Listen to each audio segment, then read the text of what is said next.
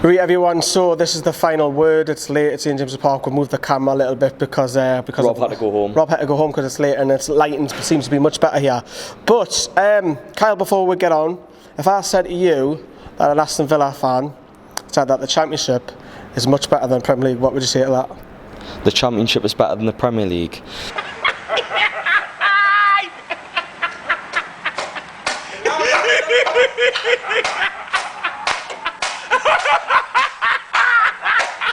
The football is shit in the Championship. That's because we're the dominant side and they have the 10 men, but 11 men behind the bar. In terms of atmospheres and things like that, it feels a bit more real in the Championship, whereas in the Premier League you get most of them being. He was saying, you'll see the clip in a minute, he was saying that he prefers a game Tuesday, Saturday, it's much better than the Premier League. You win games and all of this. It's hard talking bollocks, isn't he? I mean, Villa haven't won many games over the past couple of years in the Premier League. Last time they won the Premier League didn't go so well, did it? Micah Richards shouting at players, and it was just a mess from back to front. So they probably prefer the Championship. A Leeds fan will probably say the same because they've been in there since 2005. So it's been a while for them. Right. So they will prefer to win games in that division. Yeah, he has let me interrupt you. Sorry. He has a clip of what he said. It actually turned out to be the best league. There's more games, there's more on the line, there's more fighting, slugging it out. Let's go Loftus Road, let's go to Ellen Road. The atmosphere's electric. It's where football should be. It's where the Premier League should be. It's boring. Let's get in the Championship. That is where the entertainment is at. You can see the full version of that in the link in the description before. Birmingham fans, let us know what you feel if you've got any Brummy fans watching that. But anyways, right, we've got some special mentions to mention at the end of this video, but this is the last word. Let's go straight the lineup. There was a lot of injuries, a couple of rotated players coming in. Yeah. A makeshift side, you would say? I'd say so. Matty Longstaff getting his first start. I have to jump in straight in with that because he's probably the first young'un that came into the team, because other than that it was a rotated side. It wasn't any major young'uns that usually you see like Jamie Sterry in that feature. This time it wasn't the case. It was Emil Kraft that started at right back, but yeah, I think it was a pretty strong side despite the injuries that we had. But that Leicester team, I looked at that with fear, to be honest. Like James Maddison playing Vardy. Yeah, I was saying in the live. I didn't think we'd get the penalties, mind. I said in the live video, I didn't think all three of them would start. I think one of them, that list, Tillemans, Maddison and Vardy, but you can tell Brendan Rodgers is probably taking this a little bit more serious than what Bruce is. Is that unfair? A little bit, because maybe if Maximin and Almiron were fully fit, they might have been playing. So you kind of judge. I mean, we could have done with ASM or Almiron the night. I didn't think Darla would have played. I didn't think Matty would have played. Possibly one of those other centre midfielders, Longstaff, Sean would have came in. But that's the lineup. They were a much fancied side. They expected to beat us. Newcastle fans would have done that. But obviously you off camera, saying to Rob in the previous video, if that was a league game with that starting 11, you would have jumped at a point. But talk to me about the game. First half, it was a very cup atmosphere, wasn't it? The first half was really dull, to be fair. It was like a friendly. It was very lethargic. The passing was a bit way off. The only passing really in the midfield was from Sean. That's when he was running forward. I thought it was a bit lack of flair, to be honest. I mean, Richie played on the left. He's been playing wing back for the past year or so. So he probably worried about his injury. A little bit, yeah, because it's not like him to. It's not like him to roll around and scream, is it? So, by the way, I think Hamza Chowdhury, or whatever his flipping name is, he should have been off for that. Studs up straight away, and he's got it in him as well. He did it at the under-23 Championships, so maybe that's why Brendan Rodgers took him off at half time, because he's thinking he's a loose cannon, could end up getting sent off, and he should have been off, and I think Brendan Rodgers knows that as well. Not the best of strikes by James Maddison. No, but deflected in, goes over. Yeah, Darlow was already fully committed to wherever the ball was going, and it just went the other side, and it was just one of them. And we'll fall behind due to a goal. And I don't think we're any worse than Leicester. As I say in my quick thoughts, I don't think we're any worse. They didn't look the much stronger team, even though on paper it might look to be the more stronger side. I think we made a good account of ourselves, considering the depth of quality, the lack of quality in comparison to what they have or had. Yeah, it fizzled out obviously until really a little bit of a long ball, and Williams chests it. For me, I thought it was a blatant penalty. The ball by Shaw was elegant. Yes, I see what you've done there. It was fantastic. But Williams takes it down on the chest. He's under a lot of pressure, but I've seen it back, mind, and he gives it a bit. It's a bit of a dramatic fall, but the ball, if I don't think it would have been a penalty. I don't think it was. Nah. There was no VAR tonight. I think he made the most of it, but the ball goes across the Mutu, and Mutu takes it well, and I've got to be honest, I feel really sorry for him tonight, because the first half he was really isolated, and the thing that he was moaning about a couple of weeks ago, saying, well, he's got 30 yards to himself, he had a game the night, but he still ran, he still tried to cut the channels, he was getting back. Good striker, and I think as he says in the player ratings, if you play to Mutu's strengths, he'd be a good player, and I think Jolinton's a perfect fold for him, mind. Team man of the match, Mutu? No, I wouldn't say so. I'd say Clark and Fernandez had really good games. Clark did? Yeah, I'd say Clark did. Clark and Fernandez. What? Not Fabian Schär? Schär as well. I'd say I thought Clark struggled first half. I thought it was I thought they were alright, because did you see anything out with Jamie Vardy until he took a penalty? That's Fernandez. I thought Fernandez out-bossed me.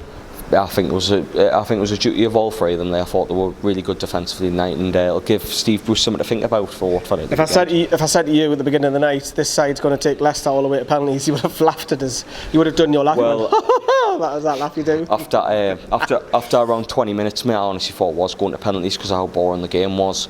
But looking at both lineups, I thought Leicester would have run away winners, mate. So although we've lost by penalties, and as heartbreaking as it is, there's plenty of positives to take, because we're rotated side, took what is probably a top 8, top 10 side to a possibly top 6. Never know. Everyone's favourite. Top 6. The dark horse for top 6. If they have a good season. So to take them to penalties is, I suppose, there's positives to take. But yet again, second round of the cup. It doesn't really matter about the result, does it? I mean, it's all about getting through. Second, third round of the cup, we just kind of seem to get through them, and it's just heartbreak, man, because you want to see a good cup run, man. We haven't even had a smell of Wembley. The closest we've got to Wembley is a tourist attraction when Tottenham played there. That's the closest we've got. I mean, Sunderland's played there, flipping Watford's played there, Brighton's played there. There's some proper shit teams that's played there. Even in the past 10 years, Bradford City played there. Do you know what I mean? Like, I know they got humped 5-0 off Swansea back in 2012 or something, but at least they've made a final. We haven't made it past the second round in 3 years. It's embarrassingly, to be honest. We should have done, but this is the draw that we got. Everton or Leicester. You just didn't want those two. On the basis of tonight, the point in it, that was a league game. The team that we got drawn against was probably one of the hardest we could have been drawn against. But in the bigger picture, Lee, for us not to get past the second round in a couple of years is embarrassing. We're running the FA Cup speaks for itself as well. I think we've only got past the third round twice since Mike Ashley came. The bigger picture, Lee, it's Mike Ashley, the lack of ambition. It's just sickening, to be honest. And how many more years we're going to go without a decent cup run, so we can just go back and say, you know, we'll give the cup a good go this year. Bruce was saying he wanted a cup run, so let's quickly. There's still the FA Cup, but let's hear from Steve Bruce to see what he said about the night. Yeah, considering the problems we had, the changes we had to make, the changes to the team, and obviously the 2-3 injuries we picked up, I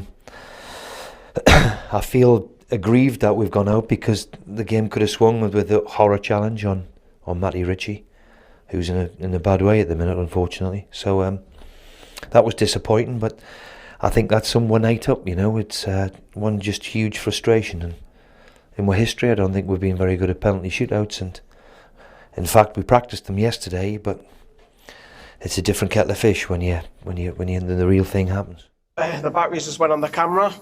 These things happen. So that was Steve Bruce. Obviously, look, it's a lot with the penalty shootouts. You can't really blame Hayden and Shelby.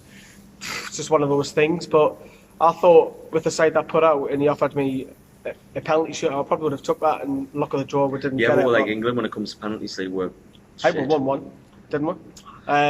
Anyways, we're next then. Technically speaking, I know it's difficult to say that, but it's 2 games unbeaten. But more importantly, it is. The Watford one, if we could win Watford, we could be top 6. We could be. We're 19th currently, Lee, so keep talking, please. We're 2 points behind Leicester, who are 4th. I mean, I know it's early days. It's early days. Happens. Brighton in the top 8. There won't be at the end of the season, will it? No, there won't be. But going into that now, who impressed you tonight that goes, right, he deserves a start Saturday? Ooh, Lee with hard-hitting questions tonight. Mutu? It's Mutu's pretty sound contention, but non-screened to start because Tottenham, the team that played against Tottenham was that good. It's hard to say who would play in that team. I mean, Hayden played in that team, he played again tonight, so... I think for me, depending on who's the injuries as well, how is Joe Linton fully fit, is Lascelles, because they'll come straight back in. If Joe Linton's picked up or something like that, I would say Mutu to start, because I think he was actually impressive tonight, given how isolated he was. Not very good at holding the ball, but he's got good work ethic. He's good at dribbling, he's very quick. So I suppose there's a couple of tributes there that you could offer to the team. Other than that, I thought Shaw, Fernandes and Mutu were the best three performing players of the night. Yeah, it's hard to say though, because the defence was granite against Tottenham, so it's going to be hard to break into that team, unfortunately. But overall, the negatives are, of course, we're out, which is always disappointing. But the positives are, Leicester didn't walk all over it, and this is the team that had Vardy, had Maddison, you had Perez, and just speaking of Perez as well, Perez was desperate. Envy, isn't it? Shows how far we've fallen as a club. Perez was desperate to score the night, and a couple of times he was a bit he had a greedy. chance 90 minutes played and the ball falls to him in the box. He would have dreamt about that last night and put over the bar. Thankfully that didn't typical score. Perez in August. But not just that, you had Tielemans. There was quite a very strong side. You had all their full strength at the back line, and maybe Chilwell would have started. But that's the positives, and obviously the negatives as well. Let us know what you think. Apologise about the change of the audio. But before we go, for everybody who didn't know, we've got a private group on Facebook, and this is where we have a bit of banter amongst ourselves, behind the scenes stuff. Cal's done a couple of videos on there as well, so it's a group where you can join us and support us as well. We've got a few mentions to do tonight, haven't we? We do have a few mentions. Do you want me to go through the names? Yeah, since you've got them, yeah. Well, the names I've got is Kev Henderson, John Laws, Matthew Templeton, Scott Jordan, Richard Boyd, Chris Edwards, Adam Shieldrick, if I got that wrong, I'm sorry, and Kevin Stainthorpe. There's a few of them as well, so they are supporting us over on Facebook, and massively thank you. We'll graft my bollocks off with D. I'll be up at 2-3 in the morning editing all these videos. This is why he's got no hair, this is why he wears a cap, And then I'm back at Graft. I've been at Graft today 11 hours, but anyways, thank you very much for supporting us. If you're on our Facebook page, sorry I can't speak now, I'm slurring, I'm like having a stroke. Please do support us. Thanks, bye-bye.